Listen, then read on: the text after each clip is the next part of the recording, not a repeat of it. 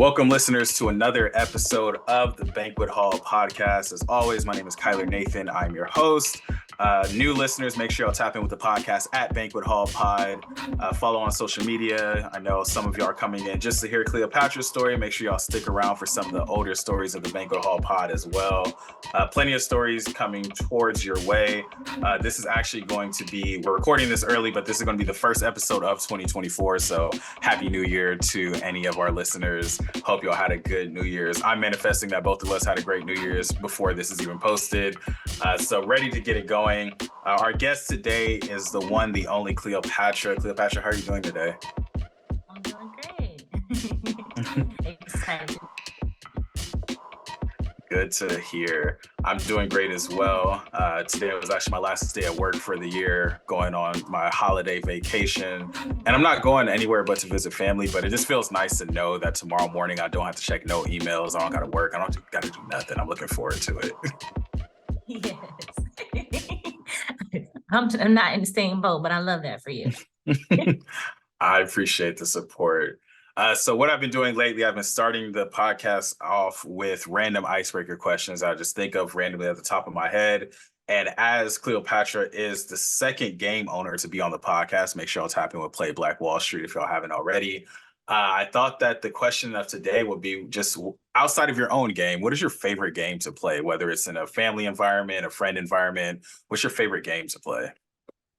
So I'm not like a video gamer, but like party games, that is my vibe. I mean, it makes sense.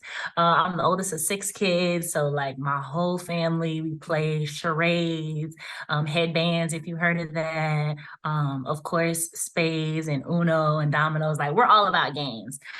But right now, as an adult, like the link up for me is probably Under the Influence, if you've ever heard of that game. Big black box. And the thing that I think is so dope about that particular game is it's like many games inside of one. So you can take out a category that's family friendly and play it, with them, with coworkers, or if you with the crew and y'all really about to get into some shenanigans, you can play the all black card. So I love that game. It's really fun. Yeah, I haven't had the opportunity to play Under the Influence, but definitely have heard of it and seen it. I think that Amazon has my algorithm down to a T because I can always see some new board game with like party game or creative questions. And I read some of the questions like, dang, like, is this a good game? So I try not to buy every game I see, but I love just the energy of party games, whether it's getting to know people or just fun ways to get some drinks going, or just ways to connect with people that maybe you haven't connected with in a while. I think games are just such a fun way to connect with folks. I think that my favorite game, I definitely agree with you in terms of party games. I am a video gamer, but I think that my favorite game is Spades. I just think that Spades, it hits my competitive side. There's a team aspect of it. Shout out to anyone who's been my partner in Spades, listen to the podcast. I just love Spades so much. It definitely ends it don't end real friendships, but it show you the realness of real friendships, I feel. That's what I always say when I'm at a party and I don't know everybody and they ask me, do you play spades? I say no, because it can get out of control. It can get out of control so quickly. And I think that when I'm at a party and I can, once the spades conversation comes up and you see a couple people get real excited, I'm like, okay, y'all play spades. But then I feel like it's always the fourth person where they be like, oh, you play spades? They'd be like, yeah, no, you don't play spades. Because if you're not saying it immediately, you do not play spades. I'm that person that's like, yeah, I mean, I get the concept. I know the rules, but my short-term memory is not the best. I might mess you up. You can't be my spades partner then, unfortunately. But yeah, spades, dominoes, Uno, I love it all. I'm just such a competitive person. Do you find yourself being a competitive person? I am. I would say that's just like me learning myself, because at a point, if you ask me, I would say no, it's all about fun. But if you ask any of my siblings, they will tell you yes, absolutely. So I'm just owning that. Yes, I am competitive. Man, I've always known I was competitive, but I feel like lately I'm starting to understand just how competitive I am because I've realized I have friends who like loathe playing games with me. They just do not want to play with me anymore. Whether it's because they say I always win or they just know that if I see the opportunity to talk some mess, I'm gonna talk some mess. So it's all fun though. It's all fun and it comes from a place of love at the end of the day. But are you talking mess whether you winning or losing, or only if Oh, you winning? absolutely. Nah, winning or losing. I feel like it's more fun to talk mess when you're losing because it's like, yeah, I'm losing. I'm not afraid of that. I'll stand on business right here. I love that. What about you? Are you talking mess when you're losing or just when you're winning? Win, lose, or draw. I'm still talking. Still talking. I feel like in some games I lose bad and I'll talk the most mess. Like, yeah, like this is nothing. I'm good for a run it back. Like if you're not ready to run it back, I don't think you really won. Oh Lord. But in the spirit of games, I hope that folks are listening to this, ending their holiday break. Hopefully, whoever's listening to this, you were the champion at whatever games were played at the holiday table for your family, whether you're celebrating Christmas, Hanukkah, Kwanzaa, or you're not celebrating anything at all. This should be a fun episode, so definitely looking forward to it. The first question that I usually get started with, the first formal question, I should say, Cleopatra, where are you from and how did that shape who you have become as a person and are in the process of becoming? I'm from Jacksonville, Florida, Duval County, 904. Um, and I think one, it's huge. It's a huge city. A lot of people don't realize it's number one in the nation for land mass. So it's huge. And to me, it's kind of that sweet spot. It's not a huge city where there's ton of traffic and congestion and the housing prices are sky high, but it's not like backwoods. You got to drive 35 minutes to Walmart. It's just that perfect combination. Lots of businesses, tons of restaurants. There's a huge stadium. But every place you go, there's going to be adequate parking for that establishment. Gotta love it. um, it's just like everybody knows Florida's a swing state, so you get your own little slice of racism there, but it's also a sense of community. And I mean, it's home. I love it. And I think I didn't really realize I had an accent until, I left Florida. That, goes on and off, sometimes how much you hear the twang and how much you don't. But yeah, I think it definitely shaped who I am because, that Southern hospitality, I'm definitely very friendly and approachable, and I love to create lasting connections. And I think, oh, that's from home. Yeah. I love that. Definitely can always feel the Southern hospitality when you meet somebody from the South. I think that in terms of people not necessarily, well, I'll speak to more so Californians. I didn't realize how bad Californians were with geography until I started meeting people from other states because I didn't know until I came to college that some people don't know that Florida is part of the South. I think they think about South Beach, they think about the Florida Keys and all that, but they don't realize that Florida is still part of the South when it's like literally the southernmost point of the United States, like when you get down to the tip of it. Um, No, and I, that's a thing. And I didn't know before I left Florida that like there's a whole percentage of the population that doesn't know we're part of the South. It's crazy. And I think because most people that are not from Florida or haven't spent significant time there, they only think about Orlando and it's like Disney World, melting pot, everybody's there. Or they're thinking about Miami, Latin vibes, and they think the rest of the state is like that. But I'm like, no, baby, it gets real rural down here. yeah, I have not been to Florida yet, but it's definitely on my list. And I have to say, I'm very jealous when you mention establishments that have adequate parking because being from Los Angeles, living in San Diego, you'll go to a place that obviously was built for like 200 people to be at, and it's 4 parking spots at best. Like, come on. Craziness. But definitely love the city vibes. Before we get into the details of the game that you created, I first wanted to give you an opportunity because you're more than just a game creator. You've performed at Black Expression. I would identify anyone who creates anything as a creative, as an artist. So I wanted to give you an opportunity to define yourself. How do you define yourself as a creative or as an artist? I never even really considered myself a Mm. creative.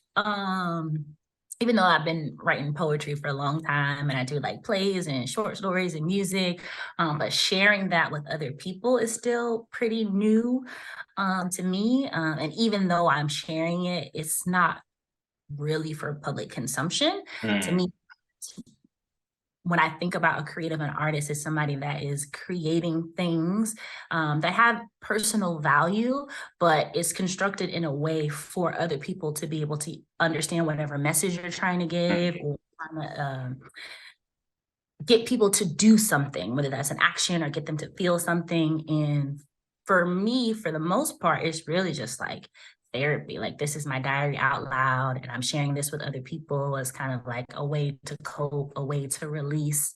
And I'm not trying to get anything particular one way or another from other people. But I had a talk kind of recently with a friend about that. And she was like, there are a lot of people that wish they were able to articulate themselves in a certain way, and just the ability to do that, especially the willingness to share that with other people, that's kind of what a creative is. You don't have to want a certain result or outcome for you to be that creative. So yeah, I think that's kind of dope. I just found out.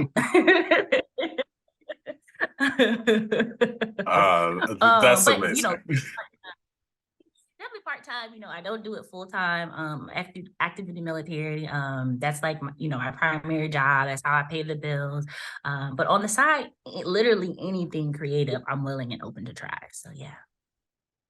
Well, welcome to the side that labels ourselves as creatives and artists, because I would be shocked if I'm shocked at the fact that you didn't think you were a creative or artist, because I feel like creating a game, reading poems, you automatically creative in my book. And I definitely have heard people who say, like, yeah, I just can't write poems, or that doesn't do anything for me. So I think just a way to take what you're feeling, what you're thinking, and like you said, having it be a form of therapy and being able to create something out of it, regardless of what the end result of it. I feel like when you're creating something in some type of artistic art form, like that's all tied into being a creative. So welcome to the creative side. Yeah. And so you mentioned short stories, you mentioned plays, you mentioned poetry. When would you, if you had to set like a ticker on the timeline of when you got started with poetry, when would you say that you started writing poetry? In third grade. Yeah, in third grade, I had a teacher introduce us to Shel Silverstein. I don't know if you remember him. He was super popular around the time. Had a book, I think it was called The Giving Tree, and it's just a book of short Hmm. poems. And I was just like in love with it. I just felt like, wow, in this one book, I can talk about 50 different things in short form, maybe 10, 15 lines, but every single one of them tells a complete story. Each one is so powerful and unique. I just thought that was dope. And I was like, I think I could do that. And I started trying to do that. Yeah. And she really encouraged me, and would, write notes to my parents and making sure that they were encouraging me, which they always have. So it was nurtured in a way that made me feel like it was valuable. Mm, I love that. I think that third grade might be the earliest someone has said that they've started on the podcast. I think a lot of folks that I've asked this question to, some of it's been in like high school or maybe slightly before high school, but that's dope that you've been writing since the third grade. And what about performing? When did you start performing your poetry and sharing it more publicly and having people receive it? So I would say, so there's a big gap here. The first time I can ever remember sharing with other people besides like my parents and my teachers was in high school. I went to an apostolic church. My parents converted from non-denominational but Baptist to apostolic. And I don't know if you know anything about that denomination. Some people also refer to it as holiness, but it's very, very, very strict. Mm, Literal definitions for everything in the Bible. And it, just to be honest, it felt very suffocating. And the one kind of like highlight was when the pastor found out that I did write poetry, he wanted me to write poems for the church. mm, Big on whatever your gift is, using that for God, for the glory of God. So I would, every Bible study, not during the big Sunday services, but every Bible study, I would write a poem and then I would read it in front of the church. And I don't know if you notice this at Black Expressions, but more often than not, I usually sit down while I'm reading. mhm. And this is still like trauma from that because my voice would shake so bad. My voice would just be shaking, shaking, shaking, where I can hear it. It's almost feels like, I don't know if it sounded like that to them, but in my own head, I could hear my voice trembling. I could feel my hands shaking with the paper shaking, just my foot just flopping all around. And in that setting, I never got comfortable. I did a poem, maybe one or two poems a month for about a year during that time frame, and I just never got comfortable.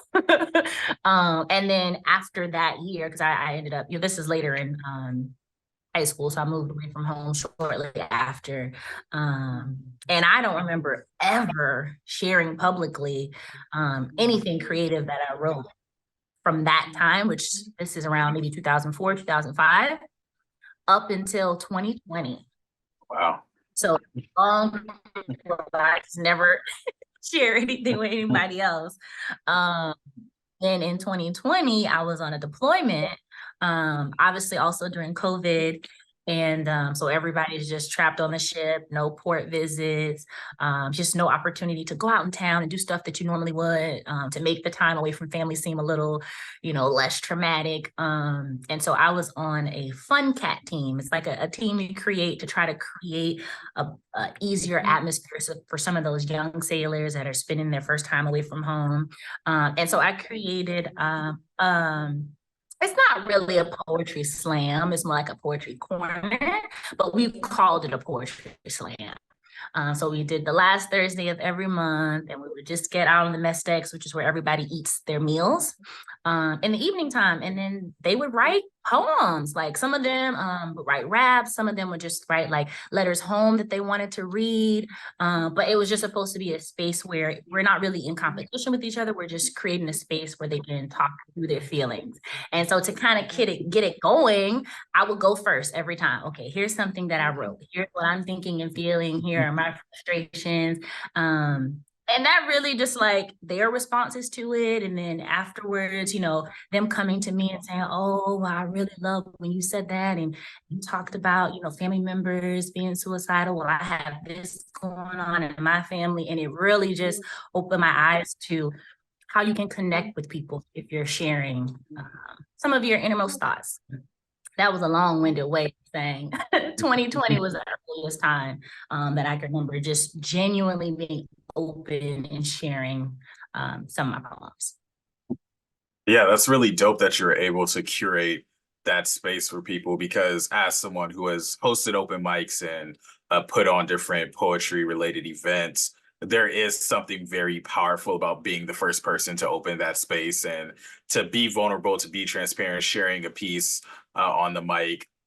Just because, like, I feel like in that way, you're giving people permission to be themselves and share and own their story, which is why there's certain nights at Black Expression, even where I'm kind of feeling the vibe of the room, and I can tell nobody's really like that excited to go first, or maybe it's a smaller crowd at first. So I'm like, all right, let's warm everybody up. I'm gonna just pull a poem out and let's read it here. But yeah, and it's just so magical the conversations that happen after the performances when people share about things that they're going through or things that you said that help them. So that's really dope.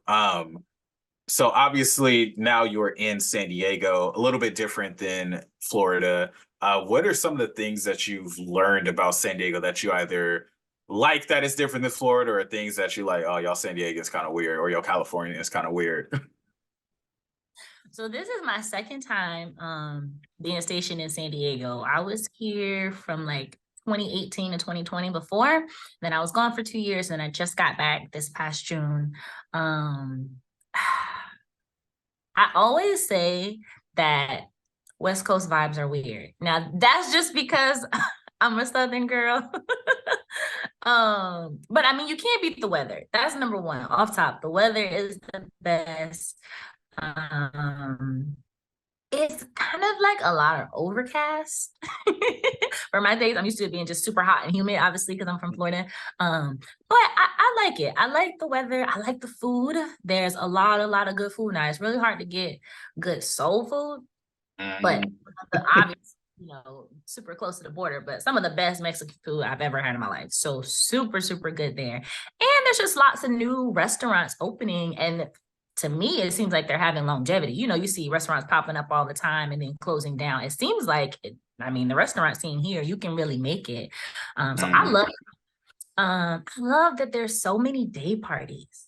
That's my vibe. That's not a big thing. At least where I'm from in the South, that's not a huge thing. Like people get off work and take a nap, and then maybe you go out 10, 11 o'clock at nighttime. No, I love being able to, eat brunch and dance, sweat your hair out, get home, take a shower, put your body on, and it's on the 7 p.m. I love day party vibes is a huge thing here in San Diego. And pretty much every night of the week, if you wanted to do something, there's farmers markets, there's museums here. There's just a lot to do. So I really, really love that. Those two, the weather and just the amount of activities to do is great. The only detractors for me, because I'm single, there's not enough Black guys here. That's the major downside for me. And just the sheer lack of parking is shenanigans. Yeah, the lack of parking. Definitely not the first person to mention the lack of Black people in general. I know that San Diego has their pockets, but I feel like for people who come from areas where they're used to seeing much more density of Black people, like when you go to the store, it's not surprising if you see a Black person. Whereas in San Diego, sometimes, like, there's been several times I go to Target and I'm the only Black person besides the cashiers. I'm like, this is weird, y'all. And nobody's seeing this as weird. But the West Coast vibe, I love a good West Coast vibe, but obviously I'm biased because I'm a West Coast SoCal boy, born and raised. But I understand it. I understand for sure. And so, with regards to going back to Black expression, because we've mentioned Black expression a couple of times, and I know some of the folks that are going to tune into this have seen you at Black expression. And it's actually funny. So we're recording this at like 4:30 p.m. on a Wednesday.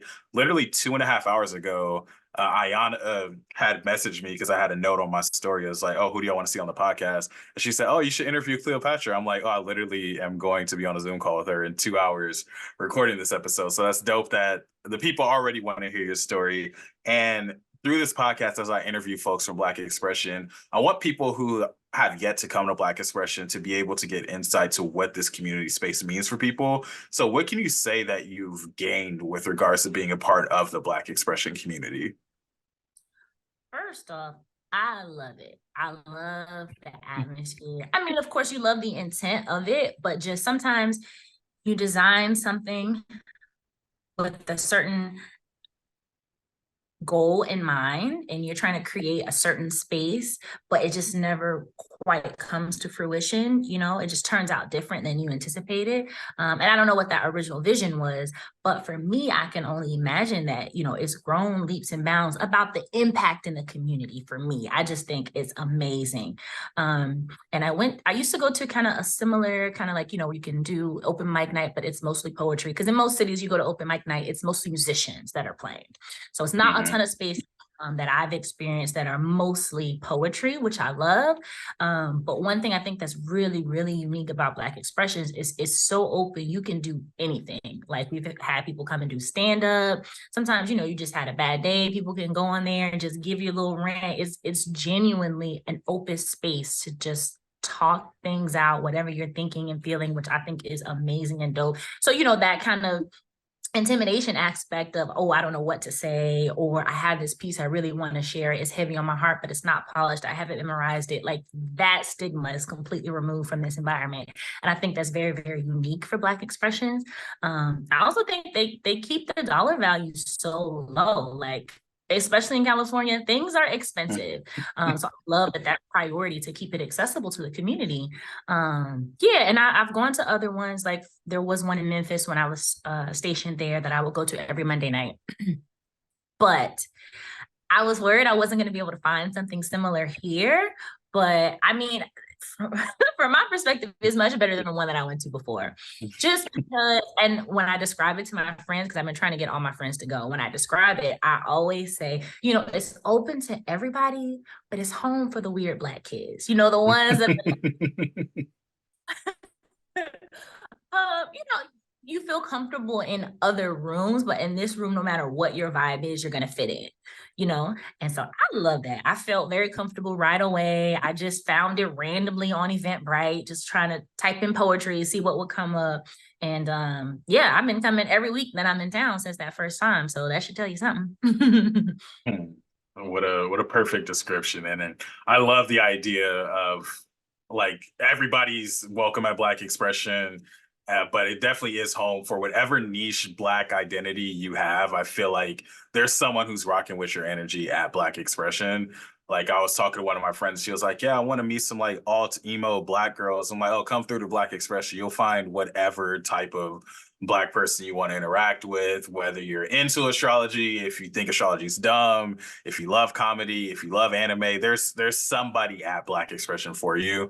And that's something that you just don't get, especially in a city where it can be hard to find people who look like you. It's dope that you can come into a space like Black Expression and not only see people who look like you, but see people who give you permission to be like the fullest version of you. And I think that goes down to the people who are performing, the people who are hosting, the people who are taking pictures, and our vendors. And I think that sometimes you go into Black Expression, you see people selling food, you might see people doing henna, tattoos, people who are running for office. Like there's just so many ways that we're trying to build this community. I think that's really dope.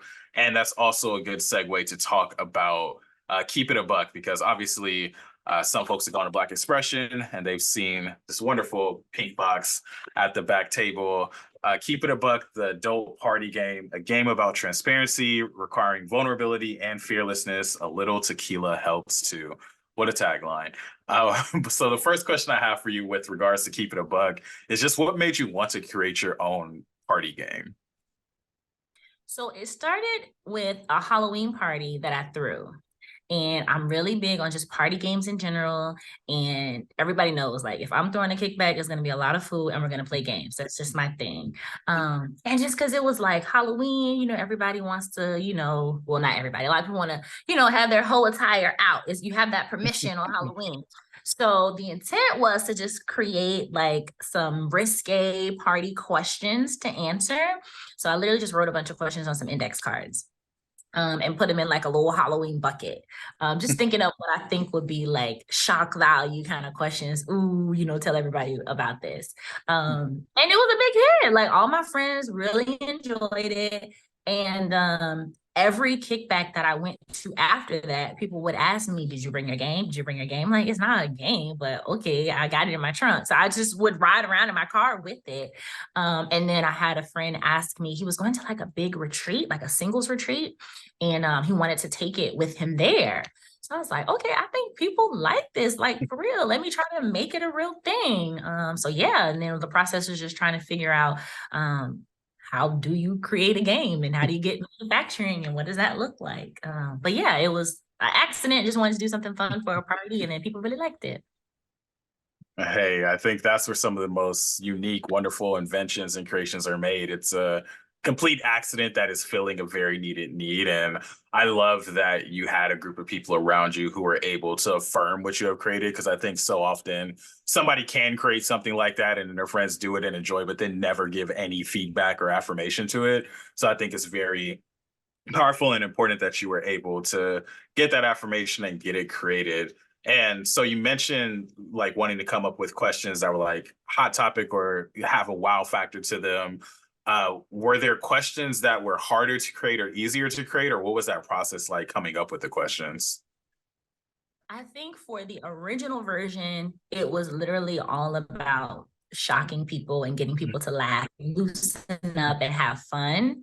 When I went to creating the actual game to like market and sell, I wanted it to be a little more balanced, and kind of like the hot thing right now is kind of relationship based conversations, in podcasts, but I think in life in general, that's always kind of a men versus women perspective on relationships and sex, and also thinking about kind of how I grew up, very heavily in the church and, from the South, and, that fire and brimstone type of church environment that shamed sexuality in women, Hmm. and admit like I was an adult woman that was like embarrassed to say, yeah, I have sex and I like it too, you know? So trying to create a game that's not just shock value, it's more so about being open and transparent about, hey, these are the things that I have tried or that I would like to try. Hey, here are my thoughts and opinions on relationships as well, not just sex. So it was very important for me to make it a little more balanced. So it's still some of that shock value in there because that's just fun, especially because it's a party game, it's a drinking game. But there's also some deeper questions in there too that I think people enjoy. Yeah, absolutely. I remember when I first purchased my own box of the cards, I was just thumbing through the questions and laughing and being shocked at the different questions, and also like, dang, like that's a good ass question. Why has nobody asked that in a party game before? So definitely encouraging listeners to go ahead and pick up a copy of Keep It a Buck. You can get it at Black Expression, and we'll definitely talk about other places you could buy it towards the tail end of the podcast. But just to give some folks a little bit of insight to how the game works. So there are pink cards as well as blue cards. The pink cards are the quote unquote safe cards that are used to kickstart a great conversation. Blue cards, they got the devil horns at the top, and these are the sexy cards that require you to answer or act out wild questions. And when I say act out wild questions, when I saw some of those act out questions, I was like, oh, this will get the party started. Because I think there was like one question, and obviously you create the answer, correct me wrong, but isn't there one question about like acting out oral sex or something like that? Like, how do you give Yeah. oral sex? Yeah, demonstrate or describe how you perform oral sex. Yeah, I just kudos to you for coming up with such fun questions. I think this is an excellent party game. Just because, especially one of the reasons I wanted to have you on the podcast, there's so many party games out there, but I don't think we get a lot of visibility to Black owned party games and card games. So to be able to introduce people to a Black owned card game, adult party game, because Black folks always need a nice little game to play with their friends. So definitely was excited about this one. I wanted to pull one of the pink cards just to be able to give the listeners a question that they can answer in the comments and on the Spotify poll, but for us to talk about on the podcast a little bit too. And this is actually one that I pulled at Black Expression not too long ago. And so the card says, think about your most toxic ex. What was his, her, or their zodiac sign? So listeners, if you are listening to this, head on over to the Spotify poll and let us know your most toxic ex. If you're on YouTube, leave it in the comments. Cleopatra, I assume that you've thought about this question before. Do you have an answer to which the most toxic ex's zodiac sign? Ooh, yes, child. My most toxic ex was a Taurus. Oof. Oh yeah, I remember you said this on the mic, and I'm a Taurus, and I felt offended. Oh God, super, super, just like, attractive and charismatic, New Yorker. I don't know how much information put out there. He's from Brooklyn, but the family's from Trinidad and Tobago. So, they're a little spicy. But for me, it was just so toxic because the lies, child, the lies. Y'all real stubborn anyway. But that stubbornness mixed with, I don't know, when you telling the truth and when you're not, it was just too much. You might be right or Oh, whatever. super.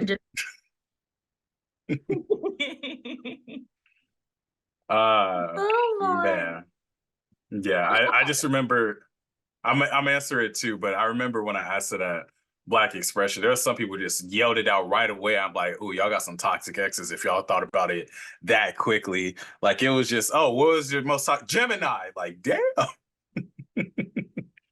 Um, I let's. love Gemini. What's your sign before I give my answer? I'm a Cancer. Okay, gotcha. So mine is a Leo. I'm gonna say July Leo specifically because I got best friends that are August Leos. And honestly, like they're not even that toxic. It's just if I had to choose a most toxic ex, I would say it was the Leo. So all love if the Leo is listening to this podcast, which they're probably not listening to the podcast.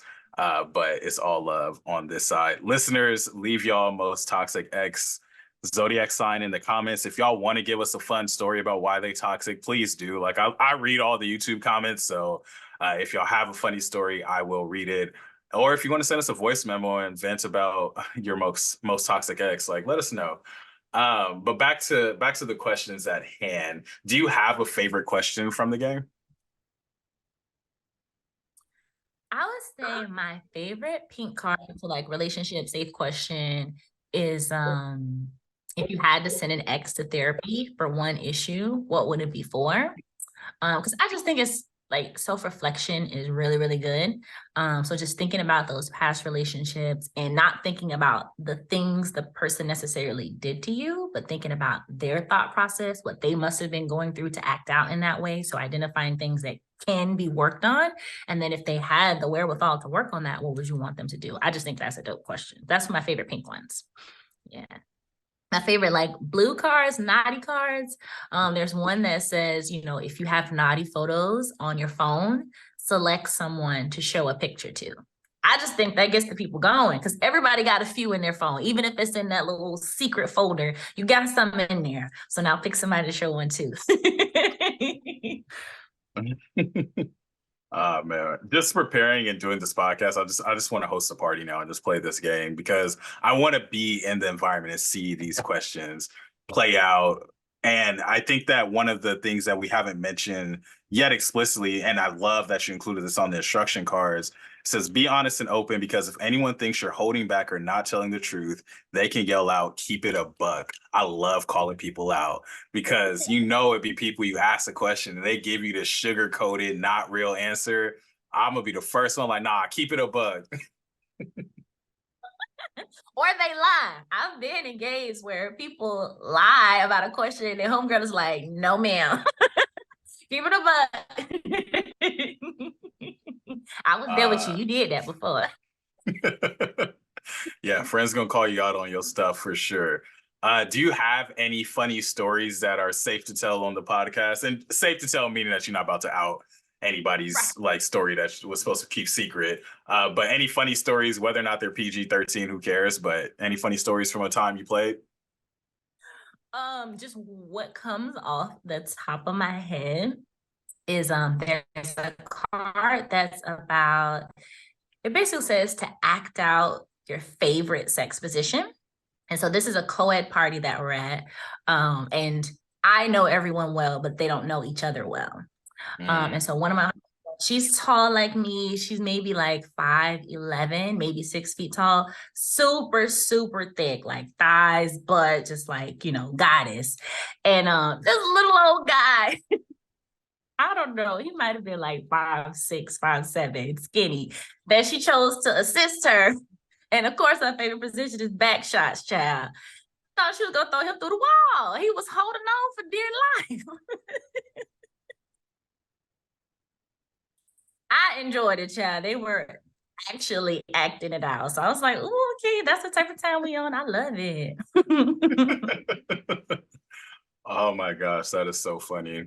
I can just imagine it. As soon as when you said skinny, I was like, oh gosh.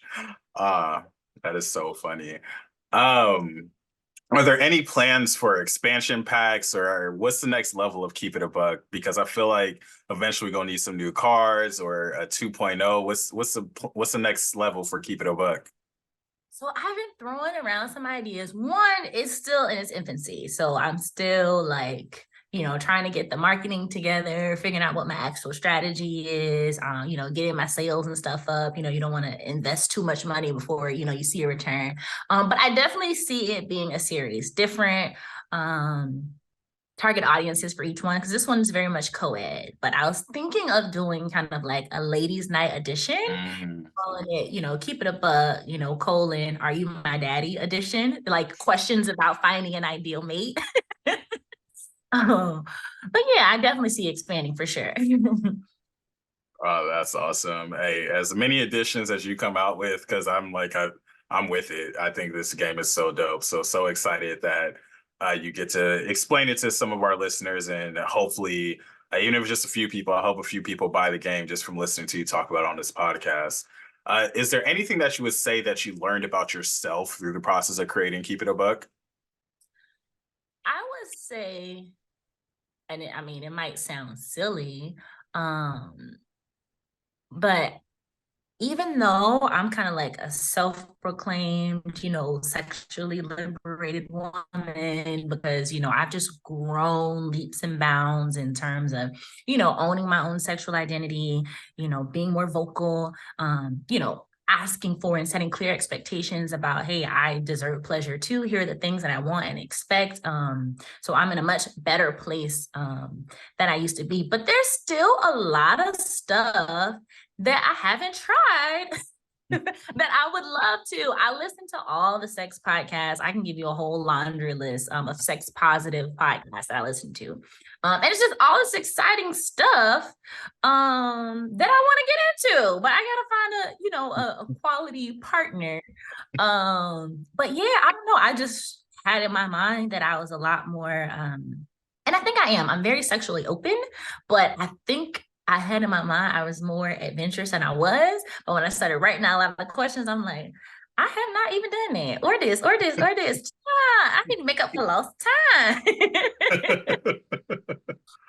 And I think a lot of people have, or not a lot. I think there are quite a few women that have things that they would love to do if they had a partner that they felt safe with.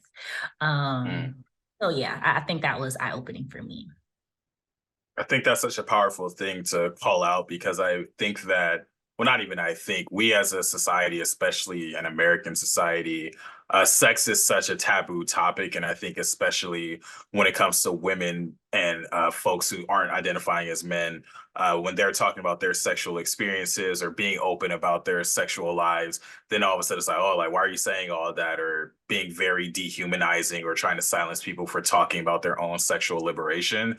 And I think we've seen it a lot in contemporary times with a lot of the female identifying rappers and artists out there who are being a lot more vocal about their sexual identity, their sexuality. And so I think having a creative platform like a game, like an adult party game, where you're encouraging and not forcing people, but having people talk about sex in an open, fun manner that you can laugh with, you can have fun with, and connect with people and make something that is a very human experience and action, something that's a lot more accessible, and talking about it with people that you feel safe with, people that you can have fun with. So yeah, just love that that's what you learned about yourself in the experience. And I can only imagine how many people, as they get this game in their hands, will also have similar things that they learn about themselves and grow to know about themselves. And I think the last question I have specific to Keep It a Buck, what advice do you have for someone who wants to make their own game, whether it's a adult party game like Keep It a Buck, or if they have another idea for any type of game that they want to create? What's your advice for them? I would say two things. If you're not someone that is like a visual creative, don't feel like you have to go to those template already ready websites. There's a lot of websites that allow you, create your own card games, create your whatever kind of game that you want. And there's these set templates already there. Originally, I felt like, well, this is what I have to use because I don't have that type of talent. I can't draw out or visualize a concept and then, get that part of it done. So, but when you go that route, one, you don't have as much creative control, but then also the price point. The price point is so high, and the volume, the quantity they want you to start out with is so high. So if it's costing you $15, $18 to make one of these, how much do you have to sell it for? That's not a reasonable, feasible price point for you. Okay, so to get the price down, I gotta buy 2,000 of them. Okay, that's a lot of startup capital. I don't know if I'm gonna be able to sell all of these. So I would recommend Upwork.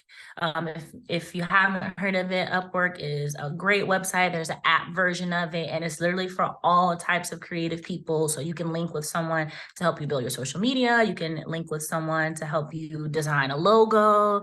They can help, like in my case, they helped me design the logo. They also helped me shoot photography for some of the marketing images. They also helped me design. Like I came with, hey, I think I want it to look like this and this, took some like screenshots online of similar things I kind of wanted to feel like, and they created an all new image from that. And then gave me several variations. Do you like any of these? I'm like, well, I like this, but I want the color to look like this. I want the font. And they can do all that. And it's very, very reasonably priced because they're all freelancers. So definitely recommend that. And then also, obviously you want to keep it in America if you can, but the reality is when you're starting out, you will probably have to go overseas. I ended up having mine manufactured in China just to for the price point. Like that's just what it is. One thing to keep in mind, just another tip too, because I had no idea what I was doing. So I was trying to figure my life out for a long, long time. Make sure you understand the tariffs. So they give you a quote that tells you, hey, this is the amount that's going to cost per item to ship it to you. But there's usually, shipping costs, tariffs, and other taxes that you'll have to pay once it arrives here in the US. So just to make sure you're accounting for all that in your budget. Yeah.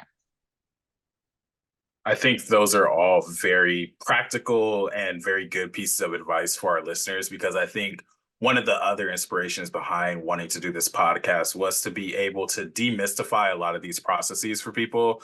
Like I recently got an MBA at UCSD, so I've learned a lot about price points, about drop shipping, about marketing, and all these things in a lecture hall. And I'm like, how do we translate this for people who may not have access to higher education or may not be able to afford classes or a consultant to figure this stuff out for themselves? So I think it's so impactful when we're able to have an opportunity to share the story about, hey, this is where I started. These are the questions that I had. These are what obstacles I ran into. Because I think Upwork is definitely a great resource that maybe not a lot of people know about.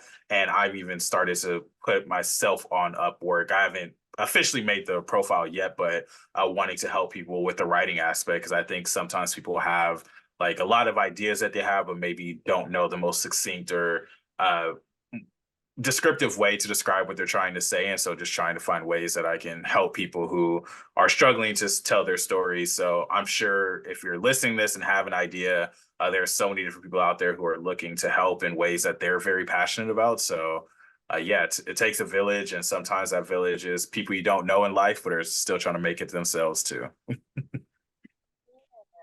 And so getting to the second half, the tail end of the podcast, I have some more questions just specifically about you as a person, just so as folks are playing Keep It a Buck or considering buying Keep It a Buck, they have more of an idea of some of the things that make you who you are.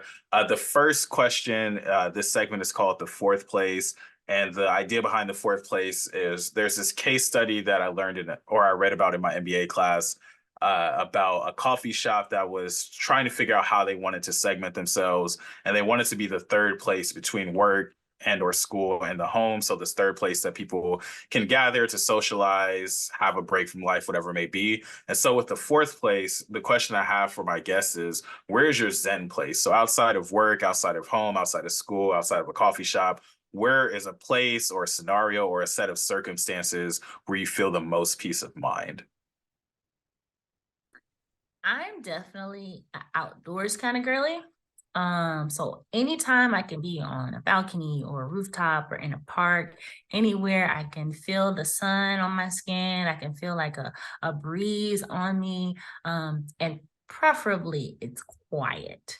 And I can just have like, my pods in and I'm just listening to there's a lot of meditation playlists on Apple Music. And I love the idea of meditating. I always have.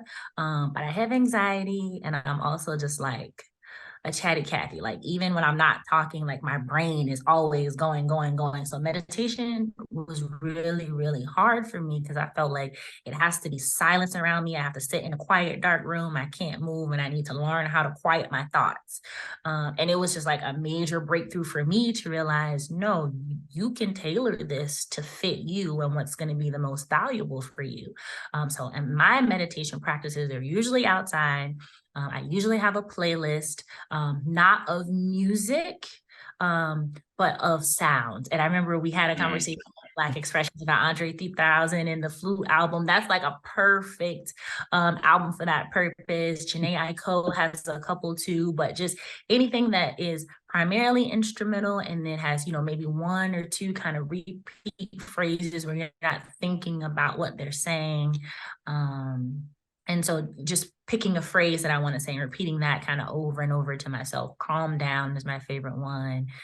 You're fine. It's fine. And just it quiets my mind. It has greatly, greatly helped me with my anxiety and really just helped me with the way that I respond to things, at work and in life. So my Zen place for sure is meditating. Yeah. This is lovely. And it's funny you bring up the Andre 3000 album because the episode that is posting the week before this is with GJ. And we had a segment of that episode where he was trashing the album and being able to get his takeoff from what we talked about at Black Expression. So I'm happy that this one is following it so that folks can see the true light that is Andre 3000 on the flute. Because, man, ever since I played that album for the first time, I can listen to that anywhere and just go to a Zen place and just like, yeah, like, let me just reflect, let me relax, let me breathe, let me think. Like, yeah, if you don't like that album, I trust I judge you a little bit. I don't like to be a judgmental person, but if you're not rocking with the flute, I'm judging a little bit. Yeah, I get Uh Yeah, it's just such a vibe. Outside of what we have discussed, what else do people need to know about you to get a complete picture of who you are? Whether it's things you like, things you dislike. Uh, you already talked about your zodiac sign. Whatever you want to talk about that you feel is just important for people to know about who Cleopatra is. I'm naturally a very shy person. I'm super introverted. And when we're talking about just like my personality and the way that I interact with people, I always go back to a story that my mom used to tell me, which is, when she was in school in writing, if she broke her pencil, she would not write the rest of class because she didn't want to get in front of the class to go sharpen her pencil. That's how like deathly shy she was. And like growing up, if she had to call, to ask a question about a bill or take care of that kind of business, she would have me do it because she was just so shy. She didn't want to interact with people or possibly get into a confrontation. And so I took on a lot of those characteristics and traits. Plus, I'm the oldest of six. So I kind of had a built-in friendship base already. So I didn't have to learn how to make friends until I was an adult already. And so 13 years in the military, you kind of figure out, okay, I'm thrust into these leadership positions. I'm going to have to assert myself or I'm going to get ran over. And then every couple of years, moving to a new place, figuring out you have to create your own home here. You can't just be lonely and missing family all the time. It's kind of created this version of myself that is not natural to me, but it's definitely helped me. And so a lot of people that meet me now, they say, oh, I can't believe you're not introverted, you're an extrovert, you're not shy, you're so friendly, you're so sweet. And that like has nothing to do with nothing. So for all the people that identify as ambiverts or that are on that introverted spectrum, but people don't necessarily present that way, I'm definitely one of those girls. So yeah, I think that's something that I always like to let people know, especially for the people that are naturally shy or like, get that anxiety talking to other people. Sometimes in a one-on-one setting, more often in like group settings, it's definitely something that you can work on and overcome. It's not something that's just a default part of your personality that you can't help. You definitely can work on it. Absolutely. When you were telling the story about your mom and the pencil sharpener, that's definitely me. I was that shy as hell kid. Like I would eventually get over the fear and go sharpen my pencil. But man, was that a thought process. I'm like, dang, I gotta walk. Let me make sure I walk right. Let me go to the pencil sharpener. Who gonna be staring at me? Big main character energy, I know, but hey, that's just what it is. And I'm definitely still a much more introverted person. I've grown out of a lot of that shyness, but I think similarly with what you mentioned about the military, it was just thrusting myself into those positions where it's like, yeah, I work a job where I have to present to people, uh, even hosting Black Expression. Like I tell people, I'm like, if you go to Black Expression, you're seeing a very specific persona of me hosting that open mic. I can turn on and off the introvertedness, but man, after I finish hosting Black Expression, I don't want to talk to nobody for a few hours. Yes, that recharge. Yes. Yeah, that recharge is so crucial. Cleopatra, where can people find you and how can people support you? And when you talk about support, of course, where they can buy Keep It a Buck, but what are some ways that people can support you that may not cost anything at all? For sure. So the website is keepitabugpartygame.com. Of course, you can purchase the game there, but there's also an About Us tab there too. I always encourage people to go there and kind of read that. It talks about kind of my upbringing and what does it look like? What does it mean to be a woman in society today, and kind of embracing sexuality, and what does that look like? What does that mean? What's the intention of the platform? It will be, I think, really valuable to me and to other people to kind of read that. And then also to follow Keep It a Buck Party on Instagram. Follow is support. And then just to share anything you see on there. I also have a personal Instagram, Black Girl Magic since 1988. There's mostly kind of relationship kind of rants and selfies and some humor and stuff there. That's my main page. So anything I'm branching off to creatively, you'll be able to find there, because I do have a couple things in the works that's going to launch early 2024. So you'll definitely be able to find that there. Yeah. Awesome. Keep it a buck, partygame.com. Any shameless plugs, any shout outs, anything you want to manifest before we close out the podcast? Two big things that I really have just set my mind that I want to do. So I'm claiming it and praising God in advance for the follow through. Taking after you, because I don't know, you've written like 15 books already. But in 2024, I'm vowing to complete my first book. So any encouragement in that regard would be greatly, greatly appreciated. And then I'm launching, I don't really consider it an apparel line, because it's going to be, different things, but it will include some clothing items and other things. And it's going to be called Bad Girl Good Vibes, thinking about kind of usher girl. So it's about confident women, clothing and apparel and other items, with kind of catchphrases and empowering words on there. So those are the two next big things, hoping in the works. Awesome. Definitely manifesting those for you. If I can be of any support in creating that book, or if you need any advice or feedback, definitely feel free to tap in. I plan on coming out with book number 6, not 15 like Joe, but book number 6 is in the works. Plan on coming out with that sometime in 2024 as well. What about any takeaways from the episode? Or when you give your takeaways, if you could share a takeaway or two that you're taking away from this episode, but as well as what you hope our listeners are taking away from this episode. I would say for listeners, I hope that the takeaway is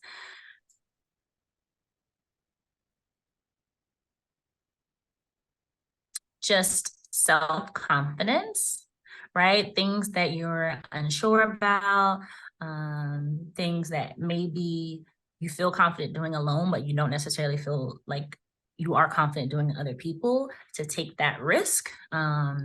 Because pretty much everything that we talked about today has been like a growth thing for me, things that I didn't necessarily feel comfortable doing, wasn't sure that I could do. But just kind of that positive self-talk, coaxing yourself into doing those uncomfortable things until they are comfortable, and then find something else that now makes you feel uncomfortable. Just that growth and evolution as a person. I hope that's the big takeaway from this, because I think a lot of times when people see, people doing things, succeeding, bringing things to fruition, like, okay, well, that person was always like that. They were always grinding, hustling, and, just super creative, and like that's how they've always been. And that's not usually the case. There's a ton of people with a lot of great ideas that don't necessarily have a supportive team around them, but you don't have to have that to believe in yourself. You can bet on yourself for anything that you want to do.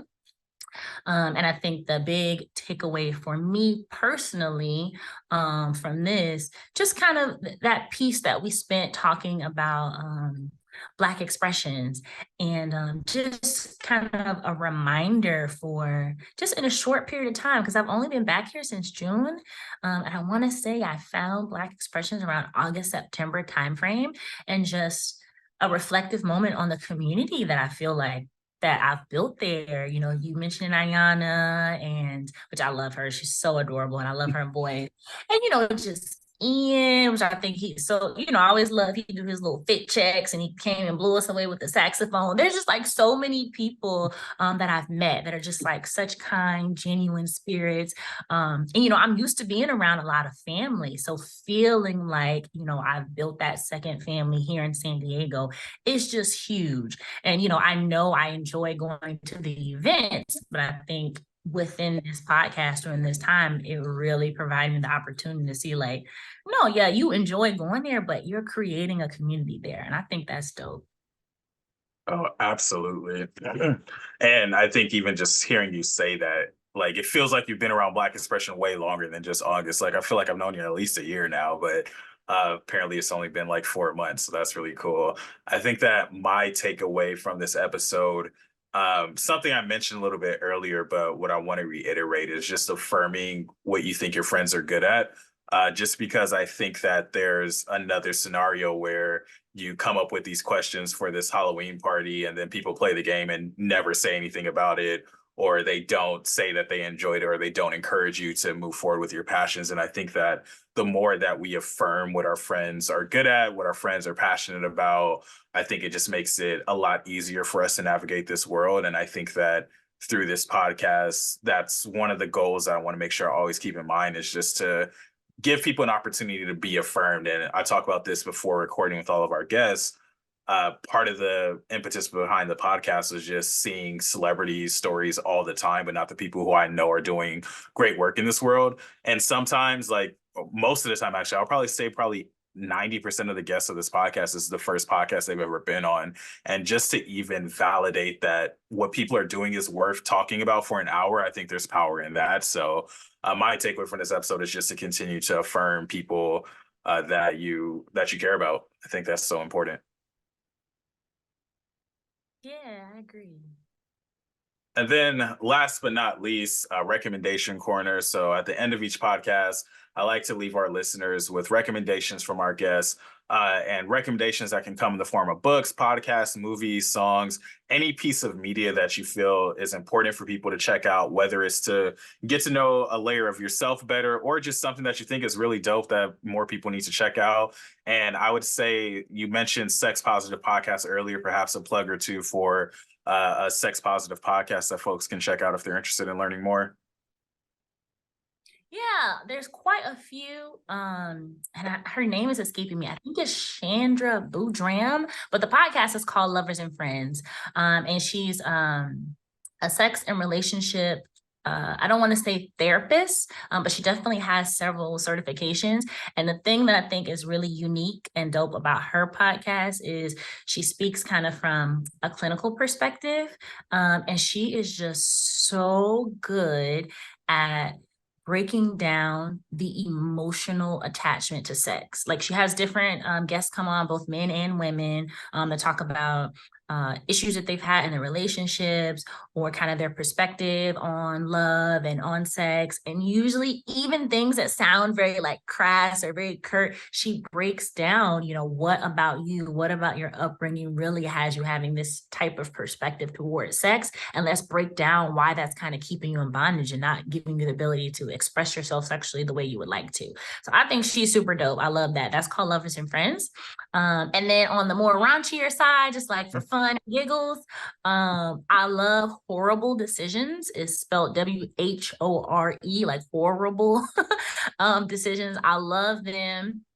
Um, I love cocktails, like COCK cocktails. They do like drink recipes for actual alcoholic, but they're also very sex positive, very open. Yeah, and then one just not sex related that I think is really, really cool is called Sisters Who Kill. So for all the true crime girls, Mm. that is really dope because Black women are underrepresented in almost every area, to include serial killers. We be killing them too. It's such a Uh, fun it's such a funny, it's not funny. It's a good podcast. I love it because they have several segments on it. But it's about, kind of all the details of whatever happened to the person, and then, you know, their trial. So a big aspect of it is, hey, did this person get a fair trial? You know, did they actually do this?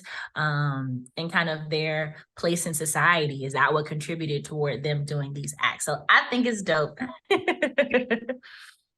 Yeah, you're not the first person to recommend Sisters Who Kill. I'm curious now if I include the underrepresentation of Black women in serial killing in the podcast title or description. What that's going to do for the search engine optimization. But that's just funny to end the podcast talking about the underrepresentation of Black women in serial killing. Um, that's funny. Cleopatra, this has been a blast. I had a great time getting to know more about you and your story and your journey. And I definitely am looking forward to our listeners being able to engage more with you. Listeners, make sure I'll tap in with Keep It a Buck, keepitabuckpartygame.com. Follow on IG. And of course, for new listeners to the Banquet Hall, if this is your first episode, we gave y'all 5-star content, so make sure you leave us a 5-star rating on Spotify, Apple Podcasts. If you're watching on YouTube, make sure you give us a like, subscribe, and follow the Banquet Hall Podcast at Banquet Hall Pod on all social media channels. We have around, I think this might be like the 55th story of the Banquet Hall Podcast, something along those lines. Plenty of episodes for folks to tap in with, so highly encourage y'all.